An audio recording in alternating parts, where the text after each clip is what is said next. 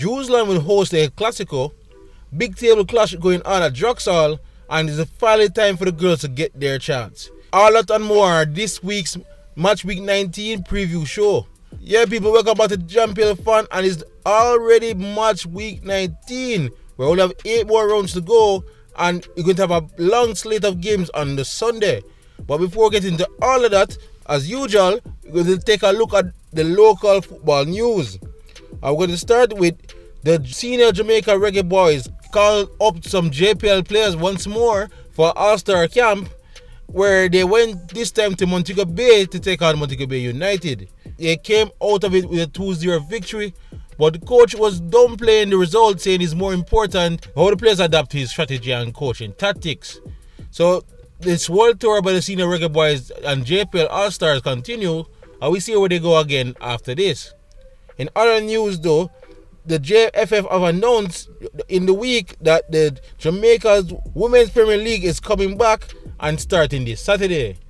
Sherwin Williams, longtime sponsor of the Jamaica Women's Premier League, will return to take up the mantle for the 2024 season, which is scheduled to kick off this Saturday with 10 teams. Sherwin Williams has been a long-time sponsor of the Women's League, but has not been around since 2015, so it's good to see they finally returning. Once more, we must mention again that it stated that there will be 10 teams, but Waterhouse was supposed to be there, but had a late registration, but they're still trying to work out the kinks to get into it. Here are the 10 teams that are participating. The defending champions Fraser's Whip, the beaten finalists Cavalier, Rangers, Real Mobe, Springer, Arnett Guns, Proving, Royal Lakes, Vere and Mile Gully. So again, the opening fixtures will be at Anthony Spalding's Complex this Saturday, starting with Cavalier versus Proving at 2 p.m. Arnett takes on Royal Lakes at 4 p.m. in the second of the double header. The opening ceremony also starts at 1 p.m. Happy to see the Women's League back. If you are serious about growing the women's game, despite all the hababaloo that is currently going on within the JFF and the senior women's program, it is at least a start in the right direction. Hopefully it continues, and I must say big up to Sherwin Williams because they desperately needed a sponsor. In other news, former Mount Pleasant stalwart Trevante Stewart is taking his talents to Serbia. This is after he was granted a loan from his Serie A team to go to Serbian team Javar Ivevenčka in the Serbian league. Stewart, who made a big move from the Jamaican Premier League to the Serie A, has not quite got enough game time, so this is a good thing for him to go out and get some more playing time. If he does well, it will be good that he will either get purchased somewhere else, stay in Serbia, or go back to Serie A and get much needed starts. So happy for you, Stuart. Good luck at your new team. And finally, we finish off with Cavalier, who is gearing up for their big CONCACAF Champions Cup match against FC Cincinnati. Cavalier has announced that pre-ticket sales are available for purchase, and you just have to go to the URL or the website www.caribtix.com/Cavalier CCC 2024. And there again, they're just reminding you that the game is on the 22nd and the prices for the ticket start at $1,000. So yeah, guys, get your tickets, get out there. Let's us support our local team in the big championship cup, or what is I normally tell people, it is our region Champions League. So that's it all for the local news. Let's get on to the fixtures. And it's a long list, as I said, of Sunday matches, no Monday matches, which I know will disappoint a lot of people, but I guess they're trying to mix things up. Let us start with the earliest game of the day, which is on 1 p.m. as Lime Hall will be hosting Dumbo Holing. Now Lime Hall, I found, as I said in the review show for the match week 18, I found their display shocking in their matchup against Cavalier last week. If they really see themselves, you have to question if they really see themselves have any chance staying up, because the way they played is as if they give up and already resign themselves that they'll be playing Tier 2 next week. They're only 9 points off safety and you have 8 games to go. So anything can happen. I think they have to look at these home matches just like they did in the last home match against Trinidad Beach as a must win. Especially against a Dumbo team that is in disarray. They're on some real poor form and needing wins to try to keep in the top 6. Yeah, they possess the ball well, but it seems that they're simply not a goal threat at the moment. So Limehall, if they keep it tight at the back, and please Limehall, no more super high back line, just keep it tight on the back and trying to get Marlon Petticock on some balls up top, maybe they can sneak away with another 1-0 victory. So again, that's Limehall versus Dumbo at Draxall Complex at 1 p.m. In the second match at Draxall, as is often the case, More Pleasant will be taken on Tivoli Guns. This is a big top of the table clash, and it's a game where both teams are on decent form. More Pleasant, who come away with a good victory last time, would take on a Tivoli who should be going into this game with a bit of caution, as Tivoli may seem that they are not playing well, but always find a way to etch out a good result. This will be more watering, and I cannot wait. I'm also pleased to see that this is one of those televised games that will be on TV. So again, that's More Pleasant hosting Tivoli Guns, 3:30 p.m. at Draxall. Another decent match to look out for, Portmore will be hosting Harborview at Fernita Park.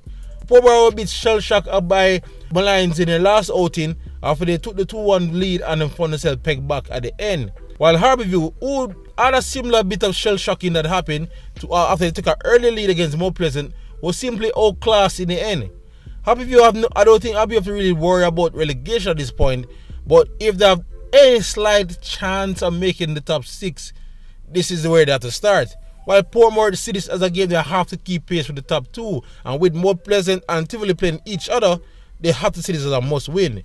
So again, that's Portmore United versus Harborview at Fernita Park, 3:30 this Sunday. Now we're going to head out to West, and that's at Westport Park where Montego Bay will host the Humber Line.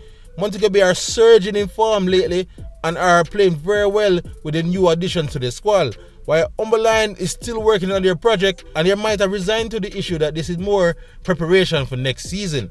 Nonetheless, Mobe, after blanking out Arnett, will look to get back on the winning ways when they host Humber Line here. So that's Montego Bay versus Humber Line at Westport Park at 3:30 p.m. Now, in a big relegation 6-pointer, Treasure Beach will be hosting Malines United at Stets. Now, Treasure Beach, normally, despite their record, normally played well at Stets, but the last time they were out there, Portmore ran out 4-1 winners. But they did get a credible draw in St. Catherine last time out, and they are under new management. So can that give them a boost into getting their first win in 11 games? Well, Malines are playing significantly better as well, and they're looking to, and we'll probably see this as a match to clearly get away from relegation so they cannot worry about it too much. Jason Wright is a man on fire, but you have to keep an eye on Jeremy Nelson in this Malines unit. So I'd be love to see where this one goes. It's at Treasure Beach hosting Malines United at Stets at 3:30 p.m. Now people, the El Clasico. Yes, it's not no Barca Real Madrid, but El Clasico, where Waterhouse will be hosting Arnett Gardens. This fierce rivalry will take a center stage once more, but this time at the Jerusalem Main Stadium. Arnett, who were bamboozled in the Gardens derby, did well to bounce back with a good draw against Montego Bay out west. So now they have a closer traveling arrangement this time, and it will be interesting to see if they lean on their last result, where Arnett blanked Waterhouse 1-0 at Anthony Sparling.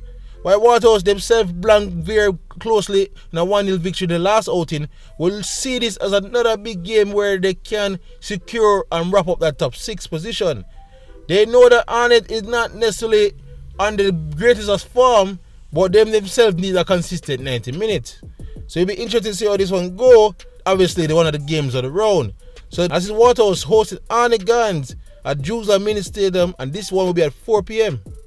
In the final 4 p.m. game, and that will be Cavalier taking on Vere United. Cavalier now, who are sitting pretty up top the table, will be where more people are expecting, heavily rotated squad when they face Vere. With that big Champions League match in midweek, they're probably going to rest most of their starters. But don't let that fool you. At the start of the season and throughout most of the season, they're used to playing without their big guns. And I still think they'll be a hard nut to crack in this one. While Vere is on tremendously poor form and even lacking goals now, it seems. And we're hoping their top strikers like Bushy Beckford will get back in the goal scoring column. But this is a tough assignment, but it might be eased a bit with the expected rotation. So this is a prime chance for them to get back into it. The last time they faced each other, Cavalier blanked them 3-1 in Clarendon. So again, that is Cavalier hosting Vere United at Anthony Sports Complex at 4 p.m. So yeah guys, a big slate of games. I'm sad to see no Monday games again. So let's go straight into predictions on how we see this one going. Limeall hosting Dumbarton. Limeall supposed to be desperate and they are playing at home, but Dumbarton, most of this game them can win back. But Dumbarton have an issue with goal scoring. So I'm going to go with 0-0 for the first game in the hot sun. Portmore versus Harbourview. Portmore is a good team. Playing at home, they're a better team. And they seem to get Arnett into things quickly. While Harbourview, I think they're going to struggle here, as it seems that there is a clear tactic against them where you give them a low block to break down and they can't seem to do it. Portmore's style of defense will get them through here. I see at least a 1-0 victory for Portmore over Harbourview. Montego Bay United versus Homeline. Homeline is a hard team to read right now. Not necessarily they played well last time but didn't get the result. But Montego Bay is a different beast in Westport Park, and if the same atmosphere like they bring out against Arnett will come out for this game, I don't see Homeline walk away with a win this time. But I think they will score. So I say Montego Bay United 2, Homeline 1. Mount Pleasant versus Tivoli, big match, hard to call. Tivoli is a team that can play for the result and grind out a good performance. While Mount Pleasant, I expect to have majority of possession here. I see a 1-1 draw between Mount Pleasant and Tivoli for this one. Big relegation battle. Treasure Beach at home to Line. Treasure Beach are normally better at state, but them really never really played so well the last time out. But they're under new management and they already showed against Dumbarton that they're here for the fight. While Malines is a completely different beast. If Jason White is in form, they can go places. This one's tough. I'm going to go with a 2-1 win for Malines on the road here in Treasure Beach. Cavalier versus Vere. Alright, not a hard game to call. Cavalier is expected to rest most of them players. Vere on poor form. This might simply go down to a 1-1 draw between Cavalier and Vere. No, the big game though, the big mini complex, the big El Clasico at Jewsland. Waterhouse Arnett. Arnett Guns defense redeemed themselves with a good draw and battle in Montego Bay. But to do that, they gave up more on the attacking end more than they liked. While Waterhouse, as I said, they play decent at Jewsland, but you want a consistent performance from them somewhere. This is another tough game to call, but I'm going to also give this a 1-1 draw. So yeah, my predictions are just for fun, guys. Not much wins I have here, a lot of draws. But for the neutral, like myself, this hope says that's not the case. So, but nonetheless, regardless what happens, I foresee entertaining matches coming up this Sunday. Before I go, let's look at this week's community question where I asked you guys, does Lime Hall and Treasure Beach record this season provide a clear representation of the quality gap between JPL and Tier 2? And in our overwhelming winner, your responses were mixed. There's certainly a gap, they need more or better help. So yeah, basically I agree with the sentiment. Yes, there is a quality gap, but it's not as wide as we would like to believe. But there are clearly certain administrative issues as well as, of course, financial issues that will greatly help a team coming up to the JPL. But anyway, guys, that's all we got for match week 19. It's all going down this Sunday, and we look forward to reviewing this all on Monday night. If you can get a chance to go to the any games, especially the El Clasico, try to do so and support the local league. But again, I thank you so much for watching, and again reminding you to like, share and subscribe, especially if you're first time here, as we look at it all in Jamaica Premier League right here at Jamaica Fun. Big up again, YouTube.